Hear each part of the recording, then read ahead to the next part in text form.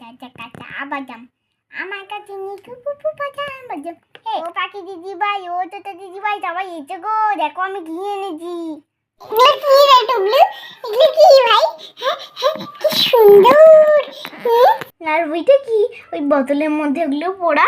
হ্যাঁ, আরে আরে তোমরা এগুলো বুঝতে পারছো না গো। আরে টুবলু বল এগুলো কি?